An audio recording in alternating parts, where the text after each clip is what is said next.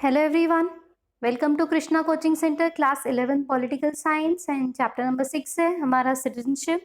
ये इसका last part है। तो यहाँ पे एक टॉपिक आता है हमारा ग्लोबल सिटीजनशिप, यानी कि नाम से क्या लग रहा है कि पूरा ग्लोब में आपका कहीं पर भी कोई भी सिटीजनशिप हो सकता है कि नहीं। चलिए थोड़ा सा जानने की कोशिश करते हैं। कुछ ये स्टेटमेंट्स दे रखी हैं कि there was an outpouring of sympathy and help for the victims of tsunami which affected a number of countries in South Asia in 2004. उसके बाद international network link terrorist today. फिर United Nation is working with different states to try the prevent of spread of bird flu.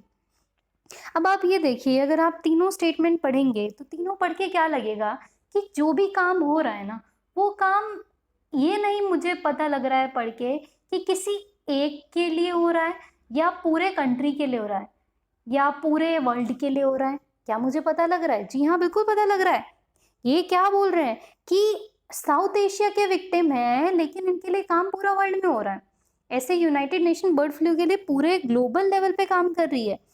So we live today in an interconnected world. So एक यहाँ पे term use होता है, आज हम जिस society में रह रहे हैं, जिस समाज में रह रहे हैं, वो कैसी सोसाइटी? वो है इंटरकनेक्टेड वर्ल्ड की सोसाइटी, जहाँ पे नए मीन्स ऑफ कम्युनिकेशंस हैं, जैसे कि इंटरनेट है, टेलीविज़न है, सेल फोन्स हैं, जो बहुत ही मेजर चेंज लेके आया है। किसके बारे में मेजर चेंज लाया है? जो हम समझते हैं about the world. So in the past it might have taken months for news about development. पहले के टाइम पे किसी भी नई चीज़ के बारे में जानने में कई बार महीने महीने लग जाते थे, लेकिन अब क्या है? अब भैया इंटरनेट इतना तकड़ा, यूं खोलो गूगल, यूं खोलो लेटेस्ट न्यूज़ और सारी की सारी लेटेस्ट न्यूज़ आपके सामने। So we can watch disasters and watch on our television screen, कि भाई कहीं पे जो हो रहा है वो आप लिटरली अपनी टेलीविजन स्क्रीन के सामने देख सकते हैं। So this is help to develop sympathy and shared concern among the people. So जो सपोर्टर हैं ग्लोबल सिटीजनशिप के, they argue that although a world community and global society does not exist, people already feel linked to each other across national boundaries. So जो लोग global citizenship के favour में हैं, वो क्या कहते हैं कि हम में से कोई अलग नहीं है, हम सब एक जैसे हैं। अगर आप देखो ह्यूमन बींग्स हैं, तो अगर आप पूरा ओवरऑल वर्ल्ड का भी देखो ना, तो कुछ ह्यूमन बींग्स से कुछ ही इश्यूज हैं, कुछ कंसर्न्स हैं, जिसकी वजह से वो दुखी हैं या खुश हैं। तो बोलते हैं कि हमारा जो वर्ल्ड है ना, they would say that the outpouring of help from all part of the world for victim of the Asian tsunami and other major calamities is a sign of emergence of global society. तो अगर globe में कोई एक part effect हो रहा है ना, तो उसके लिए पूरा वर्ल्ड हेल्प करने को तैयार हो जाता है। So they feel that we should try to strengthen and feeling the work toward the concept of global citizenship. जैसे अभी थोड़े टाइम पहले नेपाल में बहुत तगड़ा भूकंप आया था, एंड नेपाल कोई बहुत बड़ी कंट्री तो नहीं है, वो छोटी कंट्री है, छोटी इकनॉमी है उसकी। तो उसके लिए पूरा वर्ल्ड ने मदद करी थी। इनफैक्ट इंडिया ने भी मिलियंस ऑफ डॉलर्स की मदद करी थी। सो जो कंसेप्ट है नेशनल सिटीजनशिप का, ये एज्यूम करेगा कि जो हमारा स्टेट है ना, it can provide us with the protection and rights which we need to live with dignity in the world today. But जो स्टेट्स टुडे हैं, they are faced with many problem which they can not tackle for themself. तो in this situation क्या आ जाता है फिर? Individual right, जो कि guarantee करता है state, sufficient mean of production, ये सब चीज़ें आ जाती हैं। तो दैट्स वाई जो ग्लोबल सिटीजनशिप का कंसेप्ट है ना, वो थोड़ा सा मुश्किल हो जाता है, क्योंकि एक गवर्नमेंट एक कंट्री के एक सिटीजन को तो चलो हैंडल कर ले, लेकिन अगर उसके साथ कोई भी कंट्री का कोई भी जन्ना आ जाए, कहीं पे भी कुछ भी हो जाए, तो एक तो सबके तौर तरीके अलग, रूल्स रेगुलेशंस अलग, तो वो चीज़ मेंटेन करना, हैंडल करना बहुत मुश्किल हो जाएगा।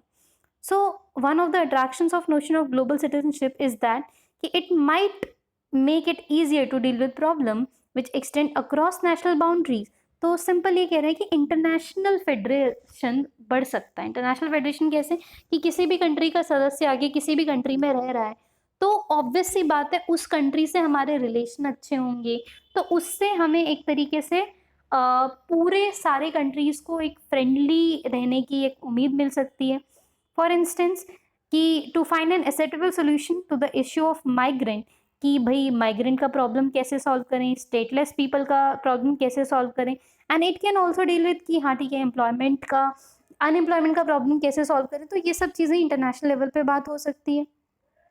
अब प्रीवियस सेक्शन में वी सॉ कि जो इक्वल सिटीजनशिप है with in the country can be threatened by socio-economic inequalities and other problem which might exist.